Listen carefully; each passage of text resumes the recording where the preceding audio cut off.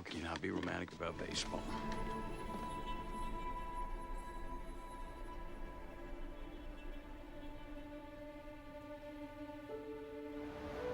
Those of us who do enjoy baseball, I think, bring to the park experiences with our families, our experiences growing up with the sport. It's a narrative sport. It takes its time telling its story over 9 innings with people trying to round the bases and go home. There's a very warm feeling about being at a baseball game that's unlike any other sport. Action.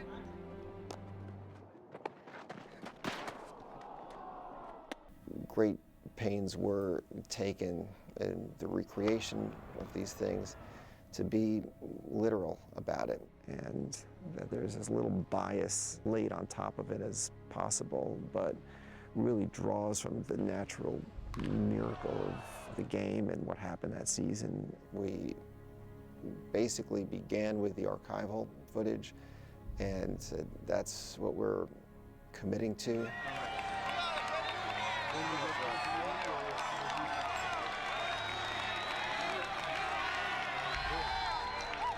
So it sort of put a human face on this sport that we think of as being, hot dogs and fun.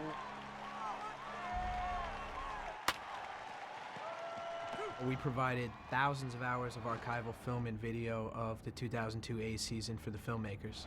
Around third, carrying for the plate. Here comes a tying run. Sliding. We do all the product placement, so from set dressing and props and wardrobe, making sure that all of our licensees and our licensed product is represented properly and that the producers and the wardrobe people have everything they need.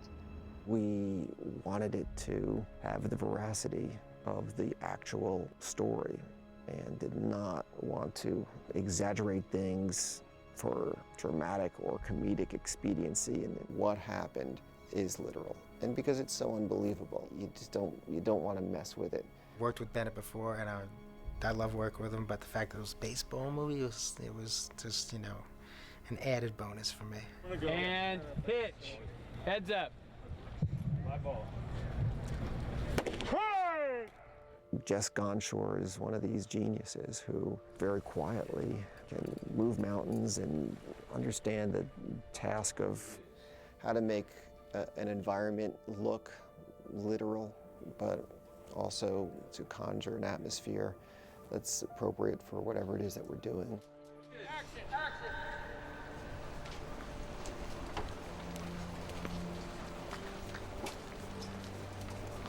Well, it's either the best thing to happen to baseball or the worst.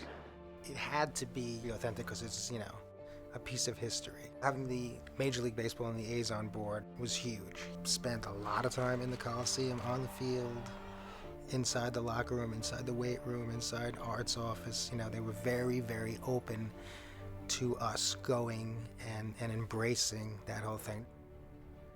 It is a period movie. In baseball, the details change ever so slightly from season to season. And over the course of a decade, fans, even a most casual fan, might be able to detect if something is not exactly right. So that's why there was this interest from all parties to make sure that the details were 100% accurate.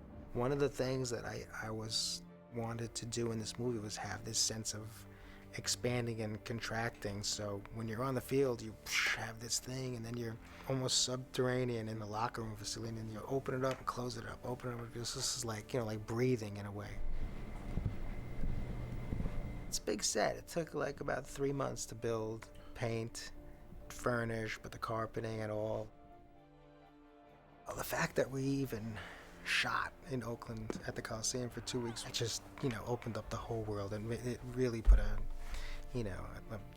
valid stamp on this whole thing.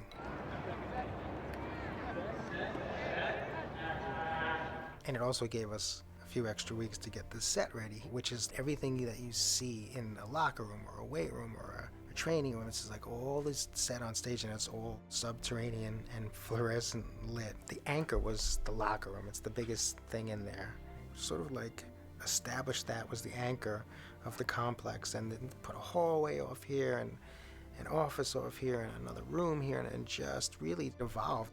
You know, even though it's 2002, it's dated. It's like a massive concrete structure, and we wanted to echo that through that set, which is the bottom of the, the Coliseum, the clubhouse. You know, you have to strip away layers that say it's 2010, even if it's lack of, new cell phones or just, the artwork.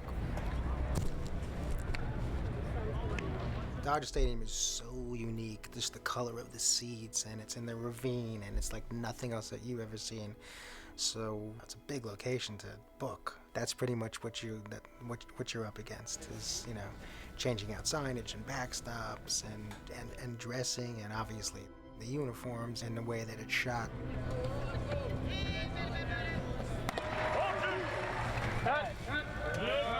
This is Blair Field, and we're in Long Beach, California. We turned it into the A's spring training facility, which is in Arizona.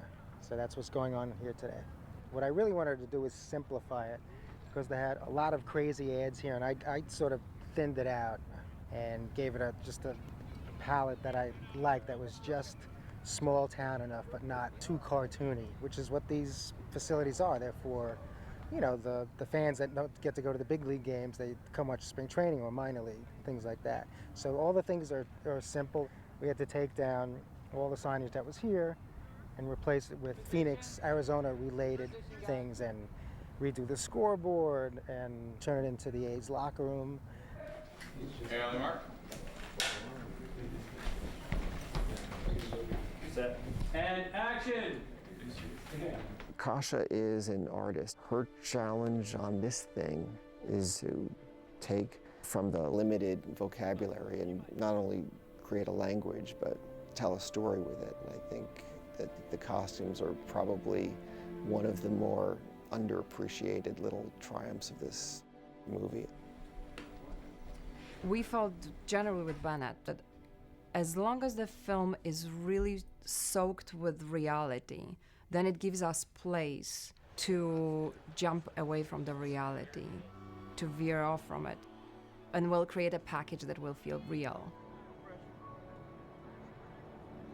There's definitely a strict control of the palette, but we all reacted to the look of the stadium and to the colors of the Oakland A's. On one hand, there is very straightforward code of the colors and the baseball team itself, so that dictates certain palette. But I think that as within a movie, we're looking for a little bit more iconic look of the film. The uniforms are in the hands of the exquisite master of uniforms, Ed Hanley. Ed has a great relationship with Major League Baseball, and there was a very close collaboration. If you're going to go back and do baseball and do Major League Baseball, you really have to get the details right. The current Major League Baseball licensee, Majestic, manufactured all these uniforms that you see. And all the licensees for Major League Baseball worked with us and did a great job.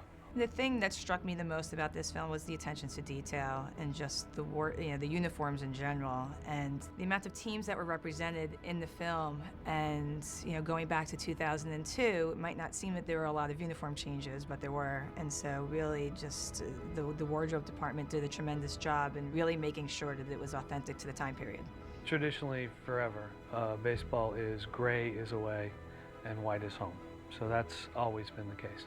And actually, the A's have a fairly simple uniform. They don't have any trim on their pants. There are green jerseys. There's a third jersey. Most teams in Major League Baseball have a third jersey now, and since 2002. They have a batting practice jersey and a batting practice hat that has a kind of an odd patch, an elephant with a pair of sunglasses on it. Those are things that you dig up. The team originally was the Philadelphia A's, and there was an elephant on that uniform. I'm not really sure how an elephant became their mascot, but Stomper comes from the elephant that's always been around. The pants have to be right, they have to fit right, they have to look like each individual kind of customize his own look, and you want to get that right. And in 2002, a lot of guys started to wear their pants longer, and they took the elastic out of the bottom and they let it go over the heel of the shoe. You may not look like a winning team, but you are one. There are so many rules broken within the styles of baseball, how the baseball were evolved. I mean, the fit of the pants from super tight and short to big and baggy and loose. The A's, especially after the 70s and into the 80s, were free spirits, and these guys did start to change their looks. We have one of the players, Chavez, would take his laces and cut holes in the front of his pants and put the laces up through the pants and title, I mean, things like that. So guys did that so they could hold their pants down, and they were altering the look of the baseball uniform. We made an effort to separate Billy Beane from the rest of the players. Everybody else becomes a little bit more toned down. Generally through the whole film, we are using so many elements from reality. I think that it needed to become life as it is. And knowing that the real Billy Beane exists and there's wealth of information from the real character. We have to find a place where it all merges, when it works for our character. For the film, we avoided any brighter colors, even though in reality Billy Beane, we've seen pictures of him wearing much brighter colors. One of the things that we knew about Art Howe is that he's always got that jacket on. And we wanted to get the 2002 version of that jacket. I called the spring training complex in Phoenix, Arizona, and the guy there went digging in the closets for some of the old jackets and things that they had there, and he found the Art Howe jacket with the number 18 in it. So he was able to give me like 15 of those jackets. The crowd that came in Oakland to be the baseball crowd was fantastic. They had fantastic wear for the baseball theme, where there was so much variation within it, and that's the most difficult part for us to provide as a costume department. They had collected this for years, and they came with enough variations that they looked like a real crowd. With bright colors and logos and variety of styles, and to see this whole range of life, knowing that those are the people who are coming to see the baseball games. Once again, it becomes a specific vocabulary. Sky, because I'm going to move my camera in a dangerous zone, let's stop this action here. No balls coming this way. Yeah? There's a reality base that's there. It's not overblown or oversaturated or over-stylized. And I think that is present, with what Wally and Ben are doing on Moneyball. I try to keep the same sensibilities going, whether it's, a film for Chris Nolan or a film for Bennett Miller. And really, I guess that is sort of what defines my style, if there is a style. But is everything does come from a naturalistic point, and I do like using darkness as a tool for the drama and for the mood. Wally has a style that really adapts to the truth of a situation. And he's a sort of DP that will enter into a scene, and his impulse would be to approach it in a way that joins what it actually is, to observe it, instead of, reordering everything and recreating and just, reconceiving how a thing should look or feel. We seem to have the same taste in storytelling sensibilities, and our points of reference are coming from exactly the same place. These films from the 70s became sort of our key models for how this film should feel and look. It was very important to me to shoot this movie on film rather than some digital format, because I really felt that film has sort of the soul and the depth to be able to tell the story the way we needed to tell it. Pictures up. Wally's got to be one of the best at working with natural environments, natural light, and let's just enhance this in a way that it's already working, which is also a style that I like quite a bit. That coupled with the fact that he's just a genius and, one of the greatest, it made it a really, really nice fit, ultimately, for this film.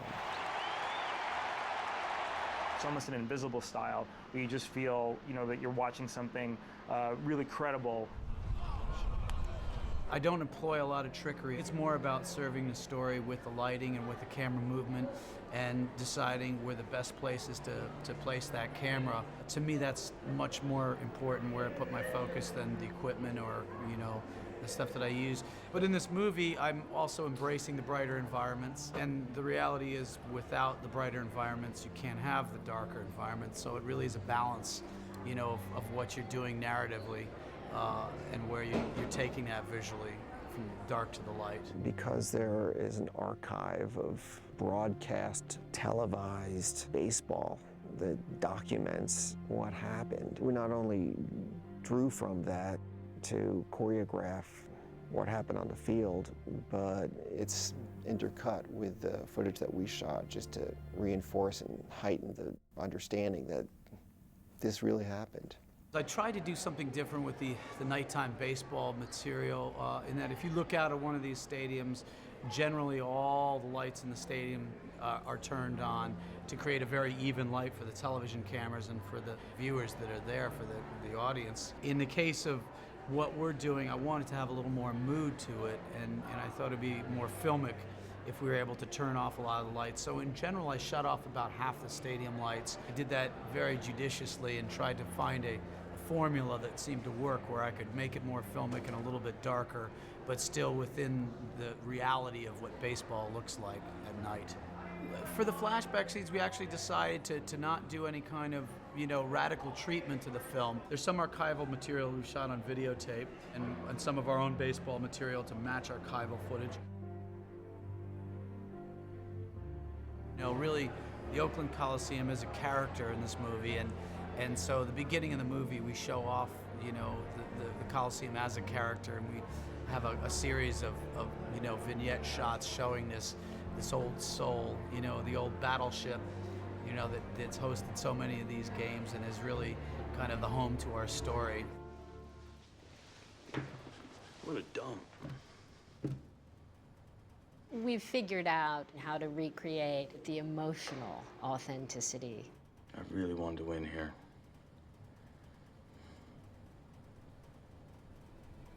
I really did.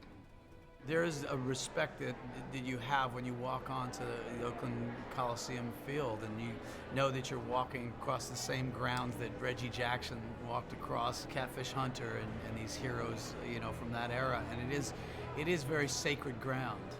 I think you won pretty big, Billy. Pete, we lost. We lost.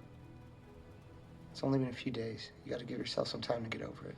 This was really a collaborative effort. They understand that we have an area of expertise and we know baseball, and they really came to us for guidance and for assistance on a lot of things. And that was what was really nice. It felt at the end of the day that, they made us feel like a part of the production. 1-2 pitch. Alisea puts it in play, a looper to left field, it's in for a base hit. On other films, you might see baseball footage used in the background for playback, but on Moneyball, it was used for everything from casting, set design, costumes, cinematography, and editing for the elaborate baseball montages throughout the film. Game series 5-3. Tejada walks. Ball four. Ball four, and Hatterberg. In the end, it's a baseball movie, but it's not, a baseball movie. It's a movie that has, some baseball around it, I think. Goes to second for the only out, and the A's gonna run. It's a film that respects and appreciates what the game is. There will always be a human, mysterious component to the game. It's not possible to sterilize it. It's just a game that, as much as you try to, reduce it to a formula and distill it to some kind of math or science, it still produces inexplicable outcomes. Few scouts can go into the mind of a young man and determine whether he's really... We have the things that baseball fans like about baseball.